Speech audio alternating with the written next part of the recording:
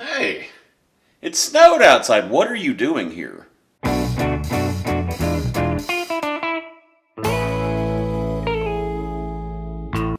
I live in Madison, Wisconsin, and there are two constants here. One, it's going to snow. And two, people will bring their kids into bars. Now, when it snows, you just have to deal with it. You get up a little earlier for work, shovel out your car, drive at the speed of a fart, hope that your car doesn't just careen out of control into a pole or something. But if you're lucky, every now and then it comes a heavy snow and you happen to have a day off. Pour a warm cup of cocoa, wrap a blanket around yourself, look out the window and think, glad I'm not out in that shit. But you need something to do because cabin fever is a very real thing. So here are my top 5 movies for watching on a snow day. But we aren't watching Snow Day or Home Alone. Never again with Home Alone. Number 5. Now this is not one of my favorite movies of all times, nor is it my favorite movie even on this list. In fact, I might be the only person that still defends this movie. I'm talking about Day After Tomorrow. This is the 2004 natural disaster movie. And boy was it ever. For the setting of the movie, we have an impending mega super ultra storm, and it's going to force us into another quasi-ice age. Us Earthlings basically wrecked the planet, and it's so bad that a giant storm is going to have to reset itself. But even actual real scientists have said this movie is the biggest load of crap ever made. Fox actually invited a group of scientists down to watch the movie. Every one of them conceded it was enjoyable nonsense. But they did say it was enjoyable. NASA has announced it, Yahoo's put it on a top 10 list of the most scientifically inaccurate films of all time, and almost everyone I know personally poops on it. But I find something watchable about it.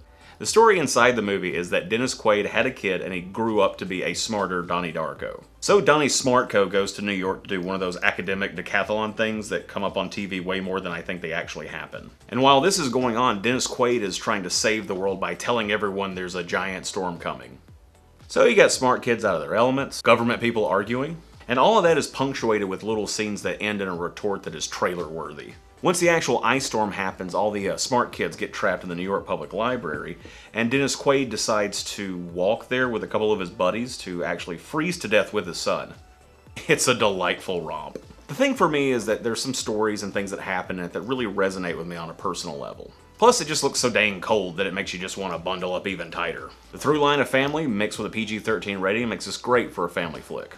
Unlike this next one. Number 4 is 30 Days of Night. I almost always call this movie 40 Days of Night because of the other Josh Hartnett movie. This movie is nuts though. It's a vampire flick, and not of the sparkly persuasion. The whole thing is set in Alaska. I don't know if you've actually been to Alaska, but that place is creepy, yo. The actual movie is set in a small town that gets cut off for 30 days during the winter solstice. Planes can't fly in, no roads are open, and the vampires just walk in, while it's dark the whole time. You see where the setup is going. The vampires discover this all-you-can-eat redneck buffet, but they didn't count on one thing. Motherfucking Josh Hartnett. This movie isn't my first pick because I'm not a huge horror fan. But for this one, I make an exception. It's based off of a comic book miniseries, so the visuals definitely lend to that. For the cast, you got Melissa George, Mark Boone Jr., Ben Foster, and Danny freaking Houston. Rob Tappert and Sam Raimi produced it, so there's a little bit of prestige on this film. And it will make you feel stupid cold just watching it. Making it easier to snuggle up with someone else just a little bit tighter. Like your cat or something. Hi.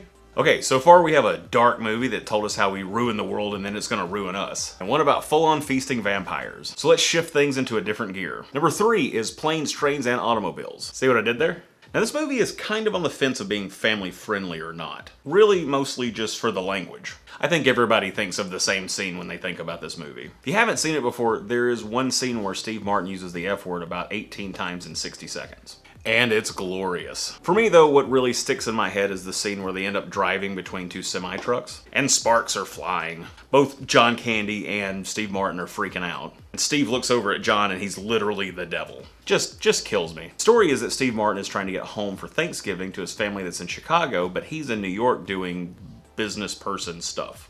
And mean old Kevin Bacon stole his cab. And that just flaps the butterfly wings to cause everything that can go wrong to go wrong. Along the way, his path collides with the fellow business traveler, the late great John Candy.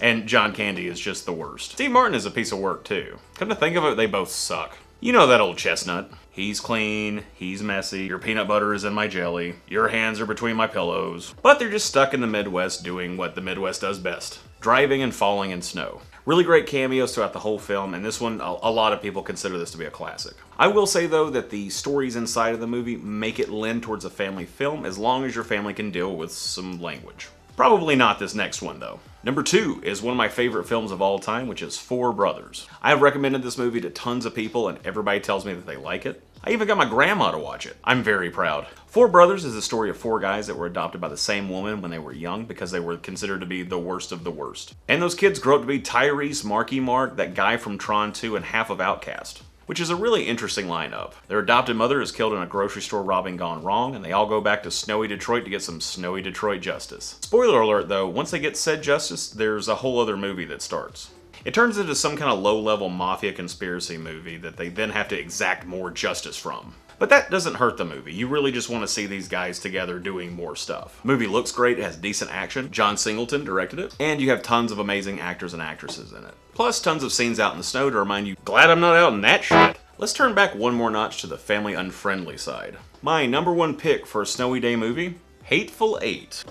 Man, what a nutsball crazy movie that is. This is Tarantino if you locked him in a cabin with nothing but a pen and paper and watched him go crazy. The story follows a group of people stuck in a cabin during a snowstorm, and one of the people is actually a prisoner that committed murder, set sometime shortly after the Civil War. Let's just say tensions were high. And while that setting and a menacing pace makes for an interesting movie, the thing that really pushes this over the top is the cast. You know that Samuel and Kurt Russell and Tim Roth are going to be amazing, but Jennifer Jason Leigh is what really stands out in this flick.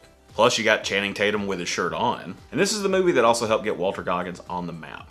The snowy weather is almost a character of its own too. It even snows inside the cabin at some points. So there you have it. A nice short list for you to check out the next time you're stuck inside during a snow day. Now, I'm always looking for more suggestions, so if you have a favorite snow day movie or a list of snow day movies, drop it down in the comments. Now I'm going to go do the other fun thing to do in the snow. Make lemon snow cones.